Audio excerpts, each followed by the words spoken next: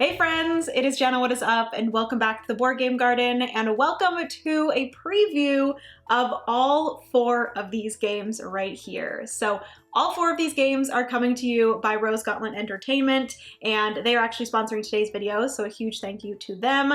And this is the Bird series. So Rose Gauntlet Entertainment is coming out with 4 different games in one campaign. I will have the campaign linked down below if you guys want to go and check it out. But basically it is a series of 4 different bird-themed games.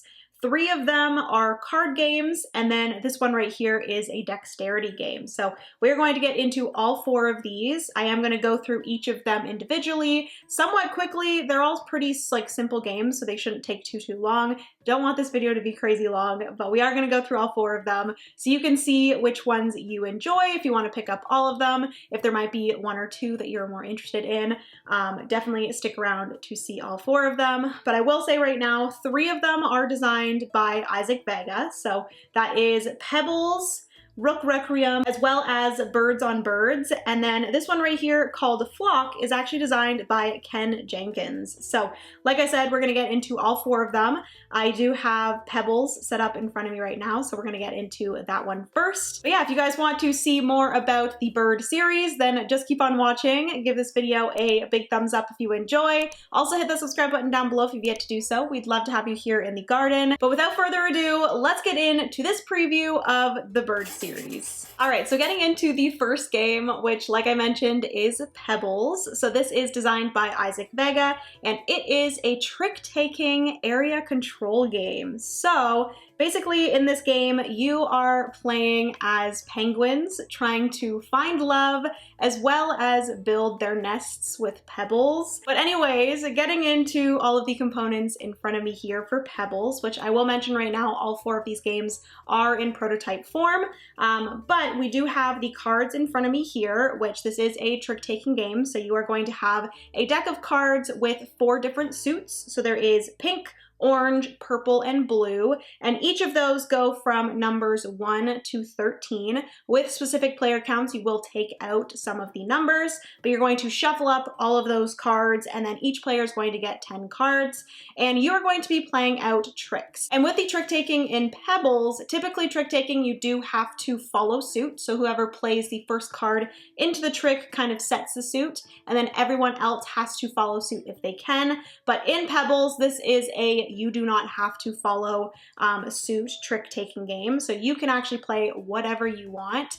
But if you do win a trick, it's still going to be based off of the starting suit. If you do win a trick, you are going to gain a love token, and these are going to get you victory points at the end of the game. So that is what is going to get you some victory points, is winning the tricks. But the cards that you're playing into the tricks are going to be allowing you to do other things. So you might be playing a card into the trick to not necessarily win the trick. You might not care about winning the trick, but you are playing that card into the trick in order to do some other sort of actions that has to do with the area control and the other aspects of the game. So on your turn, you are going to be playing out a card into the trick, and then you're going to be choosing 2 different actions to do out of the 3 actions that you can choose from. So there are go fishing, there is also the place a unit, and then there is a use a card ability. The first action is the simplest, and that is the go fishing action. So this is a way to maybe get rid of a card that you don't want in your hand and pick up one of the ones that are available on the table. So there might be one here that you see that will really help with your strategy out here on the board. So you might decide to discard one from your hand that's not going to help and pick up one of the new ones from this area here. And then additionally, you also do gain a fish token, which fish tokens help you in a few different ways. So I will mention those in a second, but you would gain a fish token, which I will also say that every player starts with 1 fish token at the beginning of the game. But if you want more fish tokens, you would take the go fishing action and you would gain 1 there. So that is the first action. The next action that you can decide to take is placing a unit. So every player is going to start with some of their own penguin meeples. There are going to be 4 different player colors, and based off of the card that you play into the trick, so let's just say I played this orange 13 into the trick, this would then determine where I was placing out my unit. So this would be a great example of why you would play a card into a trick that might not necessarily get you the trick, but it will allow you to place out a unit, which is very important. So this would then allow me to place out a unit on the 13 spot here. So I would place out a unit on the 13 spot here. And this is really how you're going to be playing this area control aspect of this game. So if you guys see this board here, there are a few different kind of colored areas, and these are called territories. So there's going to be a purple territory, there is like a white territory, a blue territory, as well as a pink territory. And basically what's going to happen here is you're going to be fighting for control of these different territories. And at the end of the game, each different territory, whoever has the control of each of those territories is going to get victory points based off of that. So for example, whoever has the control of the purple territory is going to gain 5 victory points at the end of the game. Whoever gets the white territory will get 3. Whoever gets the blue will get 2, and then whoever has the pink territory, so it's actually only 1 tile, they will gain victory points based off of how many players are playing. So those are some endgame scoring there. And then also, depending on who controls every individual tile, that is going to also get you victory points based off of the pebbles that are on each of those tiles. So this tile here, number 13, has 1 pebble currently, and I am controlling it because I am the only penguin on this tile. So at the end of the game, if I still controlled that tile, I would gain 1 victory point for that. And in order to control a tile, you have to have the most penguins on that tile. So if you had 2 penguins and another player had 1, then you would have control of that tile and you would gain victory points for the pebbles on that tile. If there's ever a tie, both players would gain the victory points. Additionally, just quickly, I will mention the little path tiles here. So the path tiles are considered connected to the same colored path tiles. So you guys can see here we have 2 pink ones here. So 11 is considered to be connected to 12 here, and then also 5 is considered to be connected to 6 and vice versa. So you could move from 5 over to 6, and you could move from 6 to 5, and then the same for 11 and 12. So that is a little bit of a way to get around the board a little bit easier when you are moving your units. But like I said, for this action of placing units, you are simply just placing one of your units on the numbered space of the card that you played into the trick. And the last action that you can choose to perform is the card power action, or the card ability action.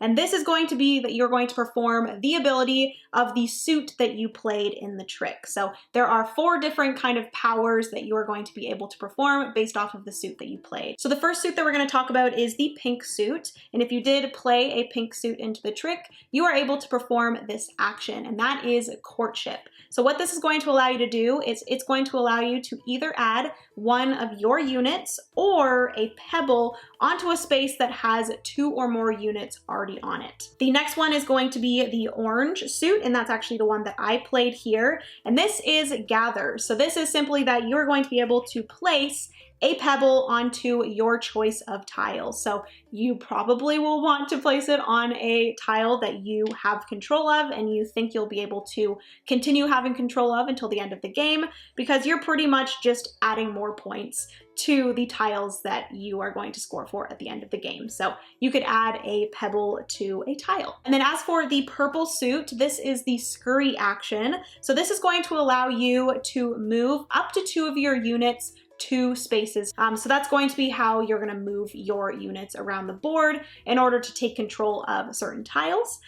So that is the scurry. And then lastly, we have the blue suit, which is the push action. And this actually allows you to push a unit off of a tile that you are on, and you can decide to push one of your own units. So this is another way to push your units onto another tile if you feel like you no longer will have control of a certain tile, or if you want to push it onto a tile that will allow you to have control of that tile, or if you're trying to push an opponent's penguin off of a tile that you want control of, this is the action that you will want to take, and you will want to play a blue suited card into the trick. So those are the 3 actions that you can choose from, but you will only be choosing 2 of those. This would continue around the table until all players have had their turn. They played a card into the trick, and then they also performed their actions, and then whoever won the trick would actually win one of these love tokens that would go in front of them, and then that would be 1 victory point at the end of the game.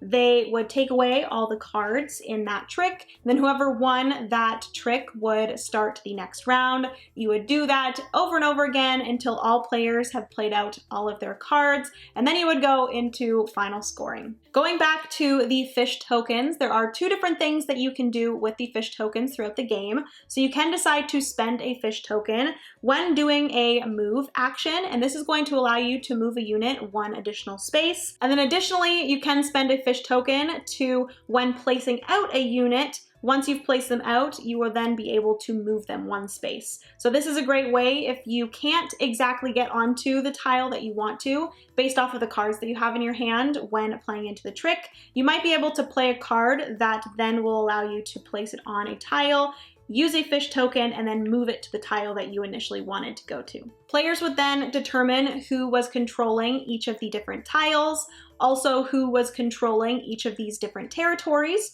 Whoever was controlling each of those territories would gain the ribbons for each of those. Players would then count up the pebbles on all of the tiles that they controlled.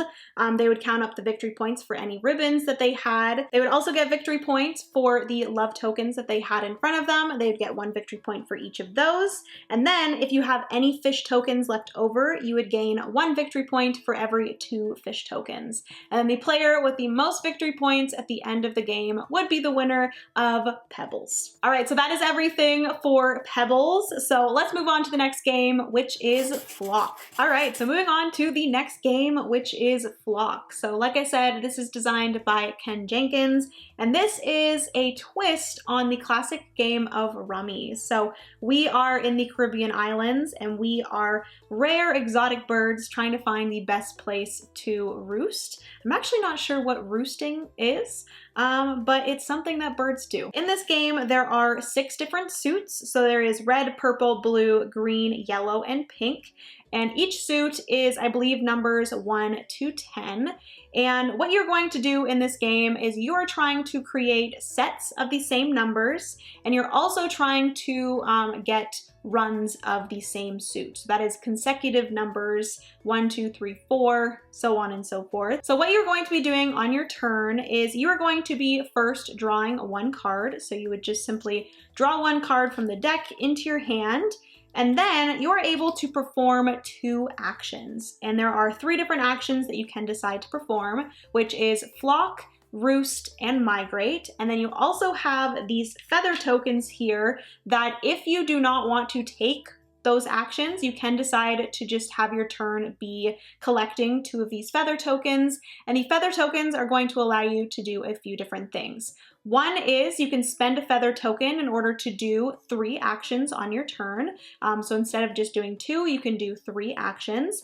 And this can only be done once per turn, so you can only do it 1 time to get a total of 3 actions. You can also discard a feather in order to draw another card into your hand. And then lastly, you can decide to use a feather to change the suit of 1 card. So that is going to be when you take the Roost action and you're placing that run of consecutive numbers below your board or below your island. So you're going to be placing cards above your island when you take both the Flock action as well as the Migrate action, and then you're going to be placing cards below your island in order to do the Roost action, or when you're doing the Roost action. So the 3 different actions that you can choose from. The first one is going to be Flock, and this is going to be playing 3 or more cards of the same number above your board into the Flock area. So for example, I actually have 3 9s in my hand right now, so I could decide to play those down above my board into the Flock area.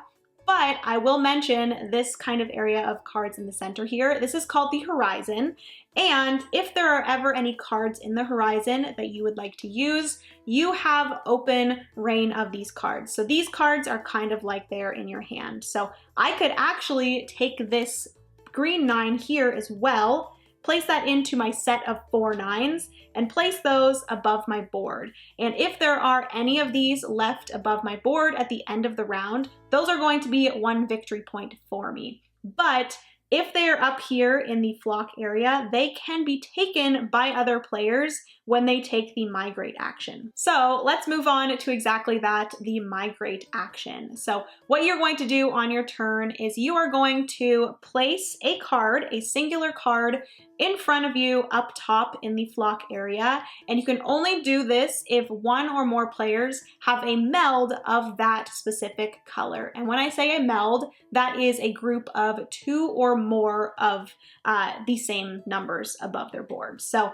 for example, if this player decides to play a 9 above them, I have a meld of 9s, so I would actually have to give them one of my 9s. So they would play their 9 above the board, and if any other player had a meld of 9s, so a set of 2 or more 9s, they would have to give them one of those cards as well. And additionally, you can do this to yourself. So if I actually got some 9s in the future, I would be able to, because I myself have a meld of 9s, I would be able to play down one of my 9s and simply just add it to this set of 9s that I already have. And lastly, the third action is the roost action. And this is what you are working up to. And this is how you are going to be able to move cards from above your board, from in your hand, and also in the horizon to below your board. And whenever there are cards below your board, those cards cannot be taken by any player. So with the roost action, you're going to be playing 3 or more cards that are consecutive in the same suit. For example, here, this player, you guys can see that they have the purple 9 up in their sky. The purple 10 is actually available in the horizon. And if they are able to create, which they are, they actually have the purple 8 in their hand. So if they're able to create a consecutive run of cards of the same suit, so they have 8, 9, and 10, they are able to take those and they are able to place those below their board in the roost area. And then those 3 cards are going to be guarantee points at the end of the round for them. So those would be the 3 different actions that you could choose from on your turn. You would perform 2 of those unless you decide to use a feather token to perform 3. You would then finish off your turn by discarding 1 card from your hand. So I might decide to discard this pink 7 from my hand. I would place that into the horizon, and then before the next player starts their turn, if the horizon had less than 3 cards, you would flip out a new card into the horizon, and then it would go on to the next player's turn. At any time, if any player ends their turn with 0 cards in their hand, that is going to trigger the end of the round, and then every player will count up their points. So they're going to get victory points for every card that is in their sky, and then they're also going to get victory points for the cards in their roost. They will also gain points for any unused feather tokens. So every 2 unused feather tokens, you would gain 1 victory point, and then you would tally up all your points from that round, and then you would go into the next round. And the number of rounds that you play is determined by the amount of players that you're playing with. So if you're playing with 5 players, you're going to be playing 5 rounds, and at the end of those 5 rounds, you're going to tally up all of your points from all of those 5 rounds, and the player with the most victory points will be the winner of Flock. And additionally, I will quickly add that once per game, so at any time during the game,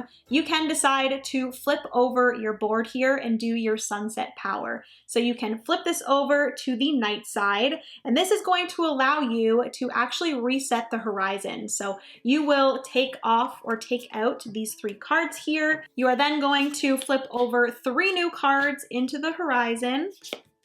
You're going to reshuffle in the cards that were taken out. And then additionally, with this sunset action, you're going to be able to get 1 feather token from the supply. All right, friends, so that is going to be everything for Flock. So let's move in to the next game, which is Rook Requiem. All right, so moving into the 3rd game, this is Rook Requiem. It is designed by Isaac Vega, You guys can probably tell by the title that this is a spooky spin on the classic game of Rook, which Rook is another game that I actually haven't played, but it is a trick-taking game, and you're going to be playing like a lot of trick-taking games where every player is going to have a hand of cards, and there are going to be 4 different suits. So there is the skull, the cauldron, the knife, and the candle. And this right here is actually a little like Ouija board, but I do believe that they've changed the like suit tracker or suit marker to be something slightly different. So please remember that all of these are prototypes and will slightly change before the end product. And what this is here is the tracker of what is trump. So if you've never played a trick-taking game before, basically there's going to be a suit that kind of trumps every other suit. So if a player plays a card into the trick that is a trump, it kind of wins over every other suit that is out there. And then if there are more than one of the trump cards, that means that the highest of those trump cards would win the trick. So this is the trump tracker. So as of right now, it is the candle, which is the trump card. And you determine this at the beginning of the game based off of a card flip. So I just flipped over a card, and whatever suit that is, that's the suit that is the trump for that round. So that is what you will do at the beginning. And then at the beginning of the round, for each individual trick that is played, you're going to be flipping over a ghost card. And these are going to be the cutest cards I've ever seen in my life, little ghosties. And they do have names on them. So this is Casey, and each of these different ghost cards are going to be what you are playing to win for that trick. So whoever wins the trick played will actually win this ghost card, and they will come into the hand or in front of the player that wins that trick. And each ghost card is going to have a certain amount of points on them. So for example here, Casey is 20 points. I do believe that some of the ghost cards are going to have negative points as well, so you might not want to win that specific ghost because they might get you negative victory points. But also, each ghost is going to give you some sort of thing that's going to change the rules for that trick. So for example, with this card, this ghost here named Casey, it says during this trick only, trump is skulls if it isn't already. So this would be flipped over. You would then move this to skulls, and the trump would actually switch to skulls. You would then do your typical trick taking. So whoever starts that round would play and start off the trick. And I might decide to play this 11 knife. So I would actually start the trick, and I would set what the starting suit is, and this is a must follow trick taking game, so you have to follow. So this player actually has the 12 knife, so they might decide to play that one into the trick. And then this player here has, they do have the 13 knife, so they might decide to play the 13 knife into the trick. If a player doesn't have the suit and they can't follow, they may then actually play another suit. They could play trump to try to win the trick as well. And then additionally with Rook, there are actually Rook cards. So I will get into those, but you can play a Rook card at any time. And each player does get a Rook card at the beginning of the game, so they will have one in their hand that they can play. There are 4 different types, which I will get into. But for this situation here, this player here would win the trick. They would take all of these cards, which these cards do not have any points on them, but I will say that some cards that are in tricks, so this 5 right here is 5 points. So if you do win a trick that has cards in it that actually have points, then those would go into your points as well. But because none of these have points, they would just get discarded.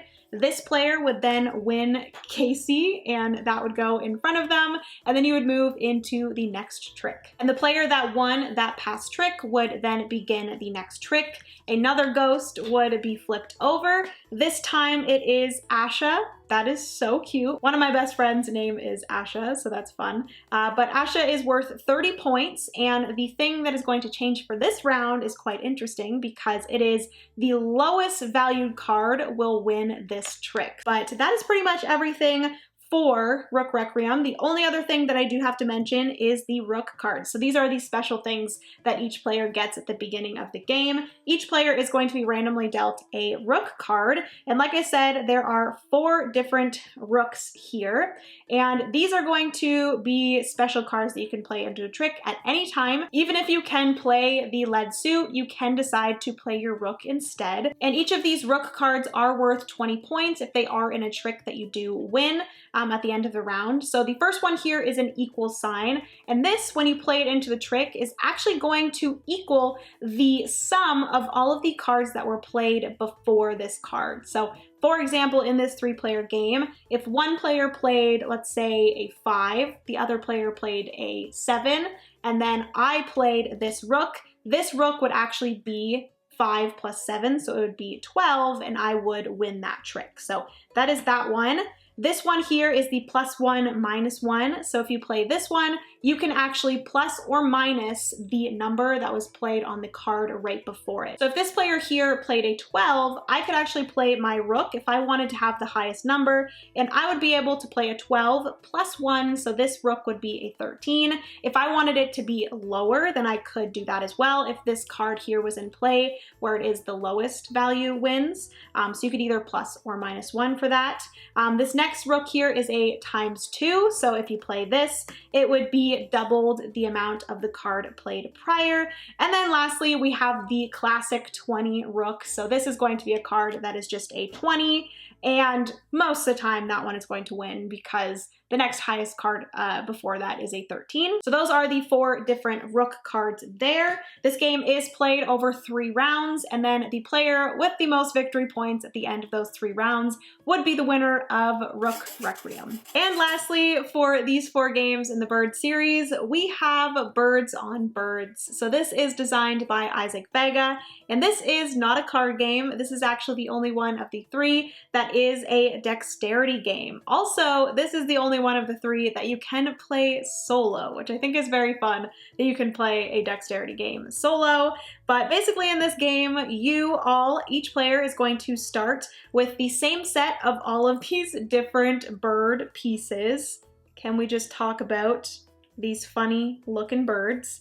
But everyone starts with the same ones. Everyone starts on the 0 tracker of the score track, and each player is going to get their individual little squirrel piece here. And the goal of the game is to either be the first player to get to 20 points or to be the first player to get all of their birds onto this tree. So this is the tree. It starts out as just the tree, and basically on your turn, you are going to be able to place one bird either touching the tree or touching another bird. And you are going to have to do this by picking up it with one hand, and you can pick it up if you haven't touched the tree or any other bird with this meeple. You can actually decide to switch to another bird, but the moment that you touch this bird onto the tree or onto another bird, you have to continue placing.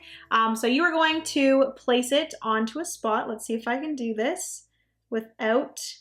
You can nudge things as well. That's a rule. You can nudge things. And I might actually decide to put it like that.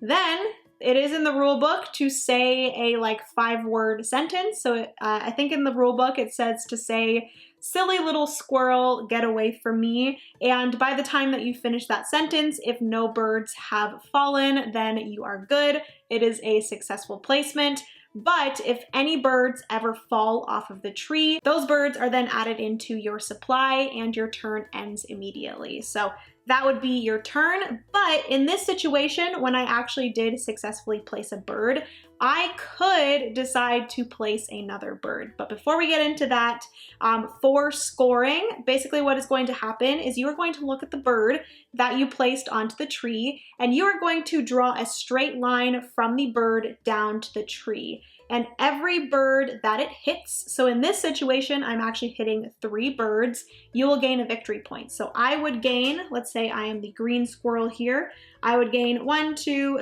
3 victory points. And then, like I said, you could decide to place another bird. but this is actually not going to be from your supply of birds.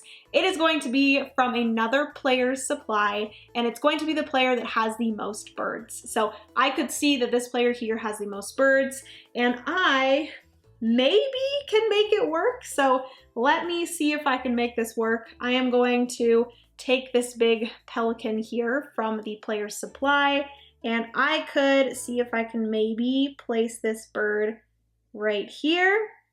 Silly little squirrel, get away from me. There we go, another successful placement, and because there's only, unfortunately, one bird below this one, I would only gain one more victory point, and that would be the end of my turn. So this would continue in turn order until, like I said, one player hit 20 victory points, or one player has gotten rid of all of the birds in the supply, and whoever does that is the winner of Birds on Birds. I will quickly add that there are a few ways to change the accessibility of this game as well if you are playing with some younger kids.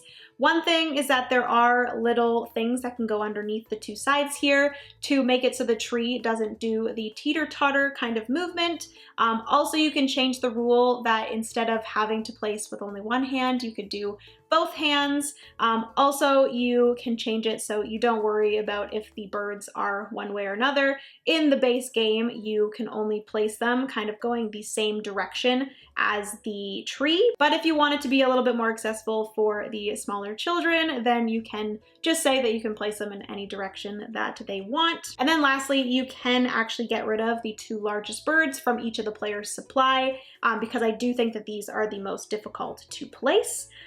So yes, those are a few different kind of small changes that you can make to the game to make it a little bit more accessible for those smaller children. But yes, that is everything for Birds on Birds, and that is everything for this preview of the Bird series. All right, friends, so that is going to be everything for today's preview of all 4 of these games in the Bird series by Rose Gauntlet Entertainment. Huge thank you to them for sponsoring today's video, and hopefully you guys enjoyed. If you did, please give this video a big thumbs up. Also, hit that subscribe button down below if you've yet to do so. We'd love to have you here in the garden. Be sure to check out the campaign for all 4 of these games. That is everything for today. I love you guys so much. Remember, you are somebody's reason to smile, and I will see you in the next board game video.